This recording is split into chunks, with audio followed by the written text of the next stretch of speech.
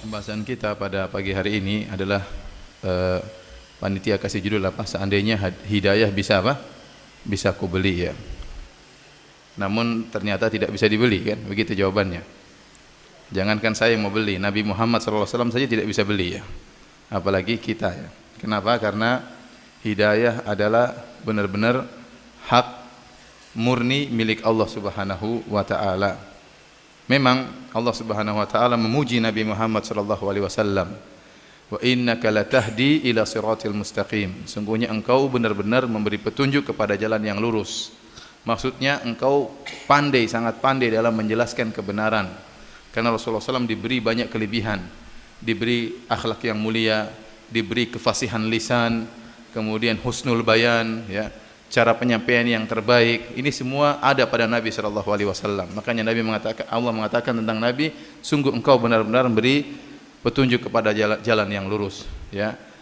Akan tetapi itu dinamakan oleh para ulama dengan hidayatul irsyad, yaitu memberi petunjuk untuk mengarahkan manusia kepada hidayah. Tetapi yang menentukan hati manusia dapat hidayah atau tidak hanyalah Allah Subhanahu wa taala, yang dikenal oleh para ulama dengan hidayatut taufik.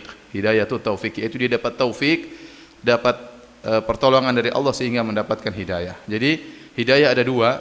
Yang pertama namanya hidayatul irsyad, yaitu seorang berusaha memberi petunjuk, dan ini bisa dilakukan oleh siapa saja, setiap kaum muslimin ya, bisa berusaha mengajarkan Islam, mengajarkan kebenaran kepada yang lain.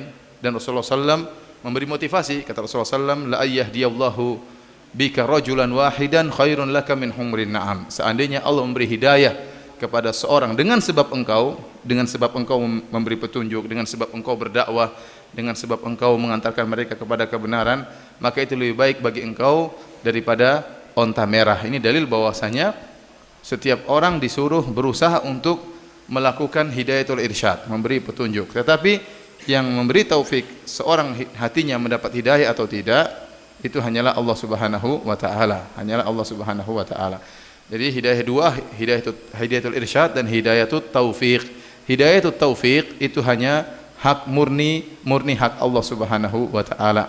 Dan terlalu banyak dalil akan hal ini ya. Allah Subhanahu wa taala berfirman misalnya, dzalika hudallahi yahdi bihi may yasha wa may yudlilillahu fama lahu min had.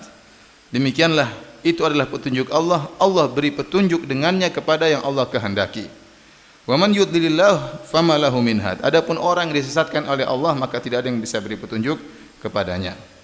Dalam ayat yang lain kata Allah Subhanahu wa taala, may yasha'illahu yudlilhu wa may yasha' yaj'alhu ala siratim mustaqim. Barang siapa yang Allah kehendaki, Allah akan sesatkan, dan barang siapa yang Allah kehendaki, maka Allah akan jadikan dia di atas jalan yang lurus.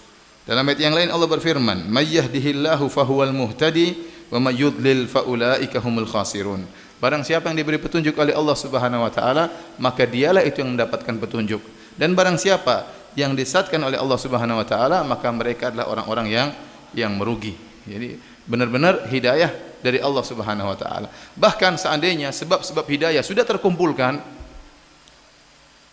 para petunjuk hidayatul irsyad sudah terkumpulkan ya, segala sebab sudah terkumpulkan, namun kalau Allah tidak beri hidayah, maka tidak akan dapat hidayah. Seperti Allah berfirman dalam surat Al-An'am, kata Allah Subhanahu wa taala, walau annana nazzalna ilaihimul malaikata wa kallamahumul mauta wa hasyarna alaihim kulla syai'in qubulan ma kanu liyu'minu illa ayyasha Allah walakinna aktsarahum yajhalun. Kata Allah Subhanahu wa taala, kalau sekiranya kami turunkan malaikat kepada mereka dan orang-orang yang telah mati berbicara dengan mereka. Jadi Allah turunkan sebab hidayah, malaikat turun bertemu dengan mereka. Yang sudah mati nenek moyang mereka hidup lagi untuk ngomong mereka, ayo beriman, ayo beriman. Malaikat turun suruh beriman, apalagi kurang sebab hidayah. Wa hasyarna alaihim kulla syai'in qubula. Dan kami kumpulkan pula segala sesuatu ke hadapan mereka, apa yang mereka hendaki, harta yang mereka kehendaki, segala sesuatu dikumpulkan. Kata Allah Subhanahu wa taala, ma kanu liyu'minu illa ayyasha Allah. Mereka tidak bakalan beriman kecuali dengan kehendak Allah Subhanahu wa taala. Walakinna aktsarahum yajhalun. Akan tapi kebanyakan mereka jahil. Jadi meskipun sebab hidayah luar biasa, hidayatul irsyad luar biasa, Namun kalau Allah tidak berikan hidayah taufik, maka seorang tidak bisa mendapat hidayah. Dan ini contohnya banyak ya. Sering saya sampaikan. Contoh seperti ya orang-orang munafik. Orang-orang munafik di zaman Nabi sallallahu alaihi wasallam apalagi kurang sebab hidayah. Luar biasa, mereka tinggal bersama kaum muslimin. Mereka setiap hari berguru kepada Nabi Muhammad sallallahu alaihi wasallam. Jadi ustaz mereka Nabi Muhammad sallallahu alaihi wasallam. Mereka selalu ikut pengajian Nabi sallallahu alaihi wasallam. Mereka selalu salat berjamaah bersama kaum muslimin. Kecuali salat Isya dan salat subuh. Kenapa kalau salat Isya dan salat subuh mereka tidak datang? Tidak ketahuan karena gelap ya.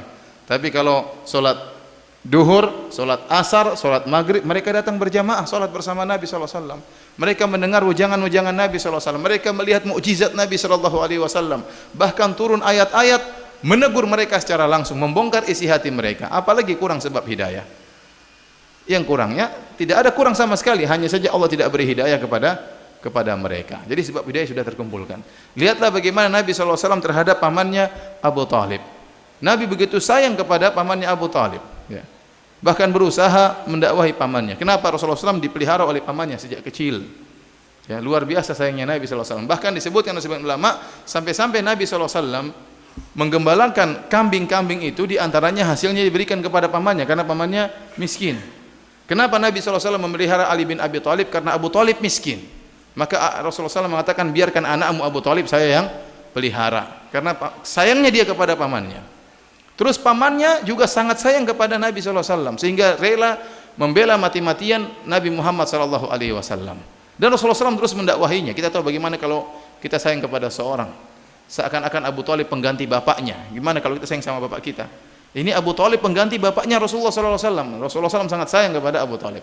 Bahkan tatkala di akhir hayatnya Rasulullah SAW datang, "Qul ya ammik la ilaha illallah kalimatan uhaju laka biha indallah." Wahai pamanku, ucapkan la ilaha illallah, kalimat yang aku akan bela engkau di akhirat kelak. Tapi ada Abu Jahal waktu itu. Abu Jahal mengatakan, apa kau benci dengan agama bapakmu? Akhirnya Abu Talib aba an yaqula la ilaha illallah, tidak mau mengucapkan la ilaha illallah. Meninggal dalam kondisi musyrik. Saking sayangnya Nabi sampai berkata, la astaghfiranna laka ma lam unha anka. Sungguh saya benar-benar akan mohon ampunan buat engkau wahai pamanku selama aku tidak dilarang.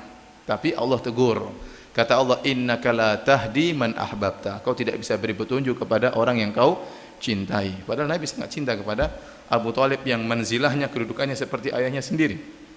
Kata Nabi, kata Allah, kau tidak akan bisa beri petunjuk kepada orang yang kau cintai. Nabi tidak bisa. Ya. Kemudian juga Allah Subhanahu wa taala melarang Nabi memohon ampunan bagi Abu Talib.